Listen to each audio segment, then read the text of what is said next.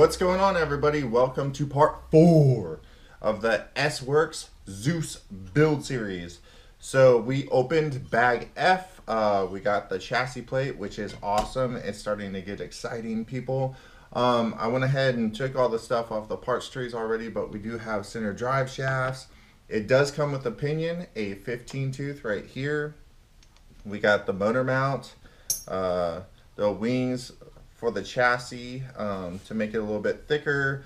We do have a receiver box going on, battery tray, and looks like an ESC mount. So we got all of this stuff out, and the first thing it's calling for is super simple style to go ahead and put the wings on.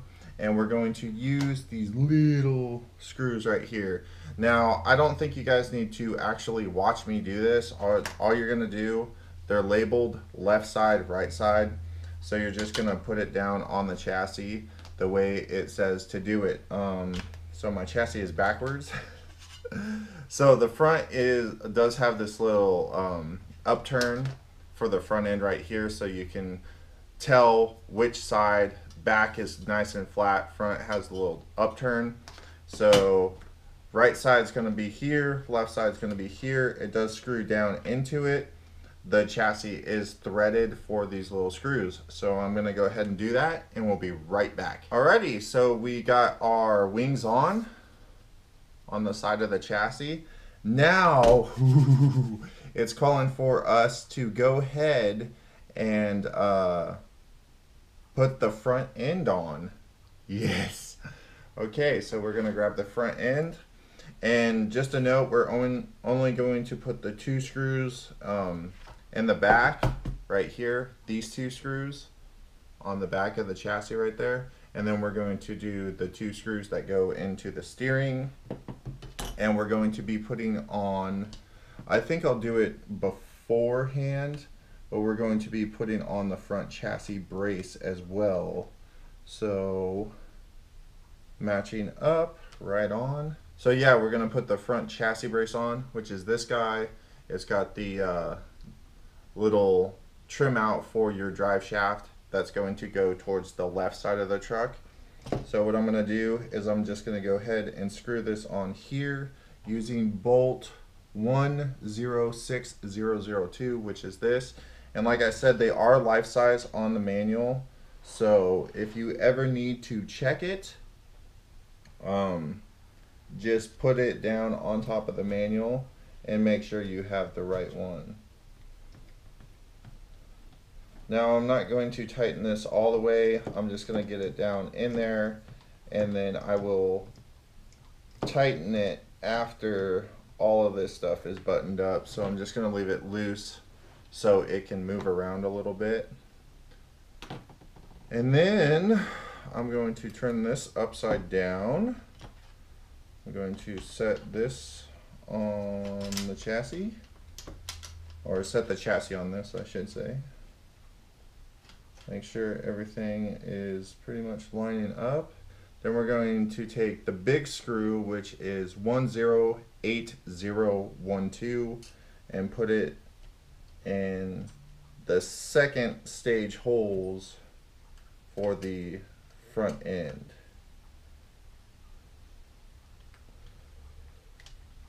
And just get that started.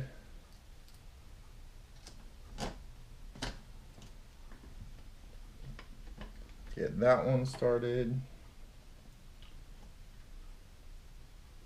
Okay, so next we are going to use screws 108003, which are these guys, and these are going to get thread lock and go into the steering right there. So I'm going to go ahead and cheat with these right here, right out of the gate. Put a little dab of thread lock. Thread lock stuff's messy, man. Look at that. I didn't even squeeze it, and it's out on the rim. Okay.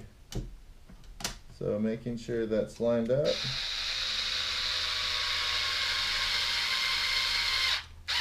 And like I said, I'm not going all the way with that. Just go till it's close, and then I will finish it off with the hand driver.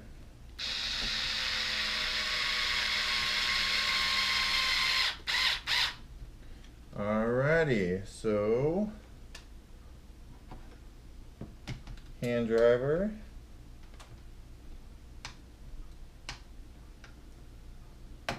tight, hand driver, tight, and clean up that little excess amount of thread lock.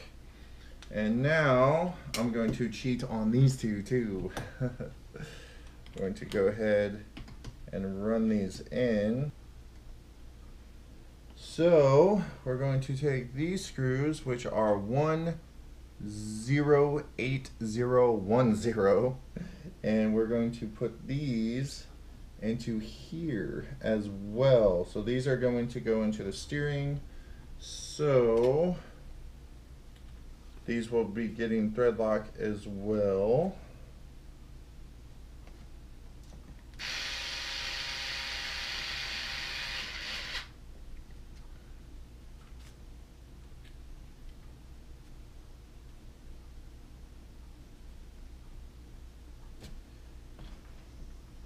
And you might have to do what I'm doing and just kind of pull or push those just to get them lined up perfectly, which is definitely typical. We got 2 more screws to put in, which are 108003, which look like, where are we? These little guys. So these little guys. So we're going to switch back, and these are going to be for our front chassis brace.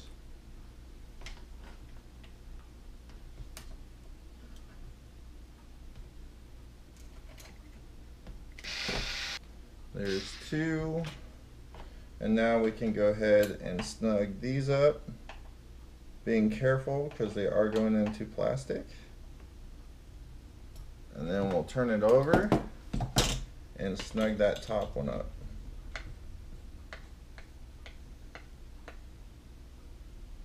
Being careful because it is going into plastic. Alrighty, so now it just looks like we get the front bumper. So we'll just slide the front bumper on like that, put the 2 screws in, and we'll be right back. Alright everybody, so I've spent the last like 20 minutes trying to figure out what I did wrong. And basically it came down to, yeah, there was a huge flaw in the owner's manual. So the owner's manual basically told me to put this piece on the front here. I will try to show you what I mean. So yeah, right here, it tells me to basically put this on because it's the only piece that looks anything like that in the owner's manual. Well, when I tried to go ahead and put this on the chassis, it wouldn't work because there is no notch for this nub, and the bumper can't go on. So I looked and looked and looked, and the only thing I can find that will work was this piece of aluminum. So now what I'm gonna have to do, that I switched that out, is I'm going to put this on the rear, because this is basically just like this, but the piece I put on there is plastic. But I'm telling you, the only thing that looked like the piece in the manual was this piece. So yeah, the owner's manual definitely, RC Network was definitely right. There is a couple issues. Hopefully this helps you guys with it. But I'm going to go ahead and replaced that on the rear. I've got this on now, and I'm gonna do the bumper now. I just wanted to make a note of this. All right, everybody. So the reason that doesn't look exactly like the piece in the book is in the owner's manual is because that's not the piece, and I literally don't have it. I don't have the piece that goes on the front right here, the hinge pin retainer. This looks close. This probably is for some application of kit that they make, but with these bushings are the only ones that fit inside of this, but they won't allow, they're like longer, and they won't allow the bumper to sit down. And I looked up on RC Network, and his mount is different. So I'm going to swap this out to the rear. That way I have an aluminum one instead of a plastic one. And I'm going to be contacting A-Main right now to see if I can get that that suspension bushing mount. That is really, really, really inconvenient. And this is a huge black mark against Sworkz for me. To pay almost $500 for a kit and then not have all the right parts in there, have some random part, have to contact them and wait, that is not very, that's not good. This kit is actually more expensive than the MT410 kit, and that thing went together flawlessly. This thing has had inconsistency in the builder's manual. I got sent a wrong part. So yeah, I am absolutely pretty unhappy right now. So if this kit better perform excellently, or this whole thing is going to get a huge black mark for me. All right, so coming back, I ordered a part I think will work. It's the same chassis and everything. It's just a different name, Truggy. It's the S35-TE. Has the same chassis plate and all that stuff. A-Main doesn't have any parts for this thing right now. So, yeah, I'm not really one to really complain to people. I just went online, looked up Sworkz parts, and hopefully the part I ordered is the right part. But anyways, we can still, as you can see, I put the rear on. It's nothing big. It's just the 4 screws, and it gets the little chassis brace, which gets a screw and nut on top and a little screw in the bottom. All very, very basic stuff. That's why I didn't show it on camera, but I mean, it's super, super easy. And it's all the same hardware you use for the front. Now, this kit does come with a pinion, a 15-tooth pinion, but as I said, I'm going to gear this thing up, so it'll be nice and quick on 4S. I like running 4S. I will be using 6S in this, though, so I grabbed myself a 17-tooth pinion.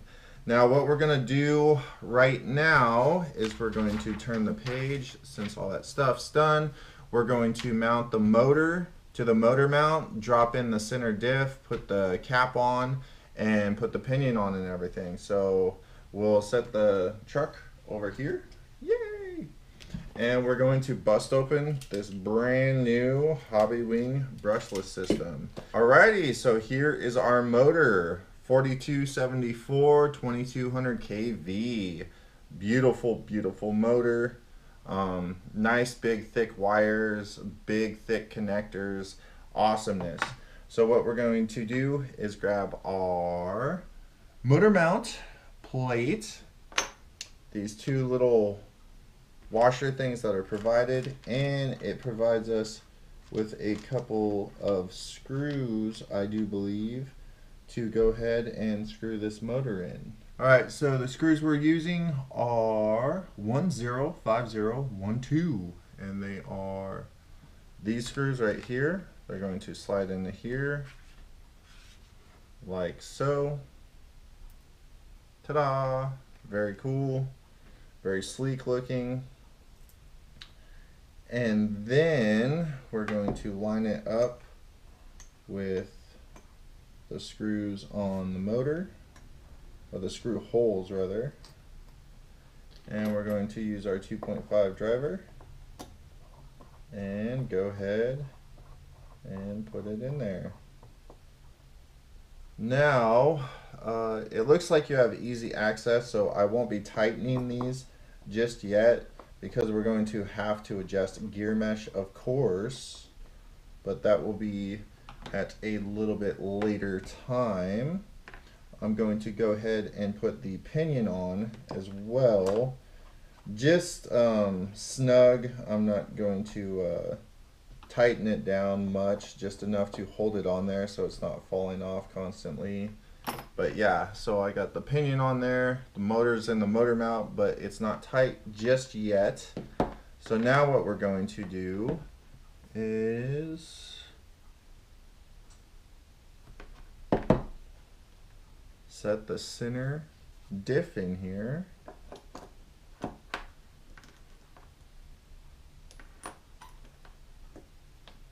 Right, like that. And then we will put the cap on using screw number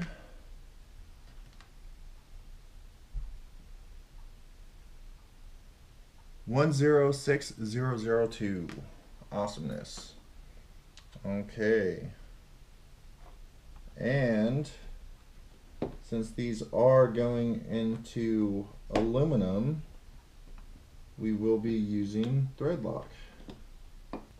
And you do have a little bit of time, even with the thread lock. You do have a little bit of time, so I'm not going to run those all the way down just yet. I'm going to wait till I get this on here, make sure everything is going together nice, smooth, and flush.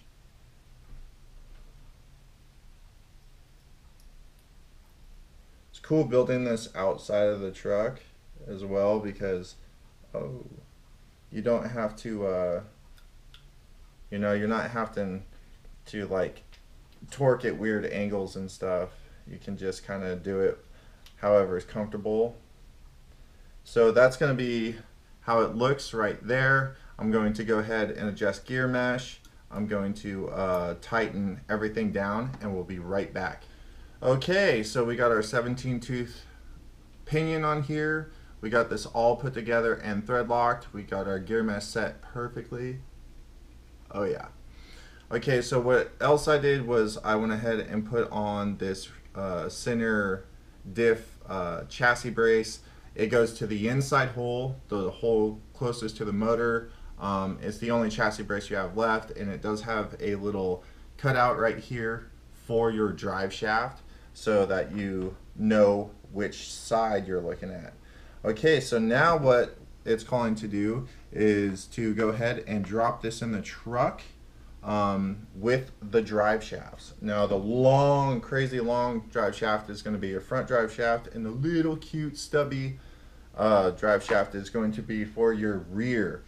A lot like the Techno MT410, actually pretty much exactly like the MT410. The diff goes way, way, way in the back over here. So it's going to sit like this.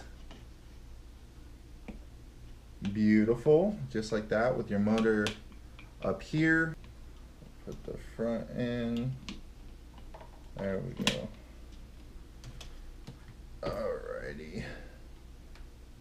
That actually wasn't much tougher. Normally it is. Ha ha ha. So now we got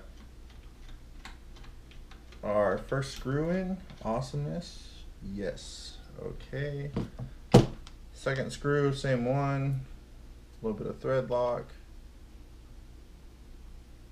Very cool.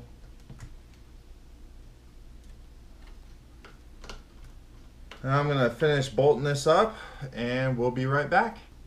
Alrighty, so now the motor, center diff, and drive shafts are all in there. Awesome, awesome stuff. I love getting down to this part. Unfortunately, we won't be able to run with that missing piece until it comes in, but that's okay. We can get the rest of it done. I am still pretty unhappy about that, but it is what it is. you know, mistakes happen and it's just part of it. So what we're gonna do right now is mount the battery tray in here. It does call for you to put a couple little things in here, like a couple little spacers and whatnot for the battery tray. I'm not gonna do that until later once I get my packs situated. But all you really do is take the screws provided and just screw them down into the chassis. It does not call for thread lock, so I'm not gonna use it. The chassis is threaded. Just put your battery strap in there, whichever way you want to cinch it down. I like it cinched down towards the outside of the chassis. But I'm just gonna run those screws in and get the battery tray done, and probably just go ahead and mount. No, we're not gonna do that yet. So yeah, I'm going to do that, and then next is going to be the turnbuckles for the steering, and then mounting the servo and all the rest of it. So yeah, we'll go ahead and get this battery tray ready, set, and get the turnbuckles built. I already showed you, it's the same thing as the camber links. I will show you the differences between the camber links though, and then I'll probably be back with that, and then when we get to the servo. Right on, everybody. Ta-da! What's going on, everybody? Okay, so I made up the links and everything, but some guys were here to do a little bit of work on my house, so I couldn't really film. But I didn't want to stop dead in my tracks, so I did kind of go jump ahead a little bit. Now, you've seen me put the motor in, the battery trace and everything. All I did was put the servo and the ESC in. Now, it's super simple. Basically, all they give you is just a little plate to set the servo on. It gets 4 little rubber washers underneath it. There's little marks in the chassis for it, and then you screw it up through the bottom, and the servo mount stands up on end. You want to make sure that your servo pivot spot is on the bottom.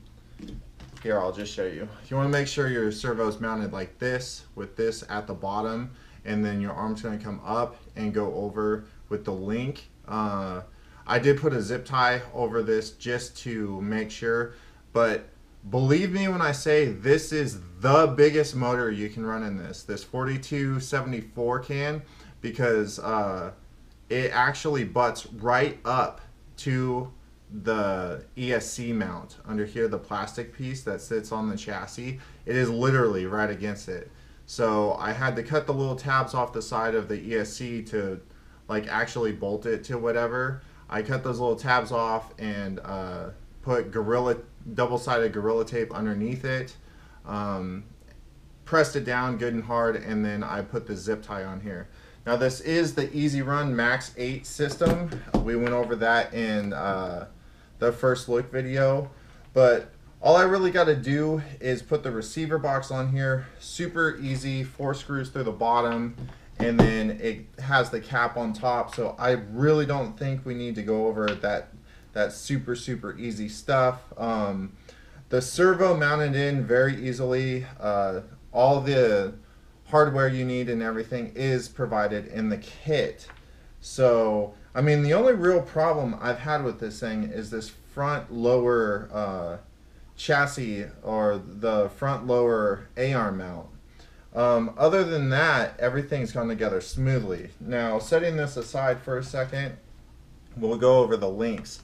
So the links basically are going to bolt in like this. You want to make sure when you put these in that you have one of the open cup ends towards the bottom and towards the top. You want the top one to be on this crooked link. And these links, the crooked side, are going to go out. So if the truggy is facing you guys, those crooked links are going to round out to the outside.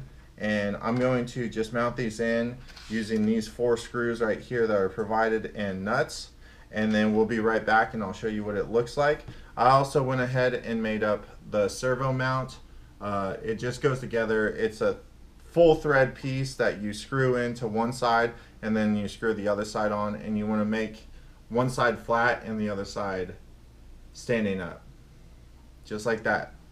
Alright, we'll be right back with this stuff mounted in. Sorry I jumped ahead a little bit, but this is basic stuff, and if you've made it to this point, the manual is good on all of this stuff. So if you made it to this point, chances are that you'll be able to figure this stuff out. Alright, I'm going to get this done and we'll be right back. So in mounting your servo arm, you want to use this screw that's got this little kind of like bald spot on there, and you do want this bigger flange to be on the outside of the screw that's going to go into the servo horn. So you're just going to slide this down in there, put it down through there, and then you're going to put a nut up in there, of course, and then screw it in.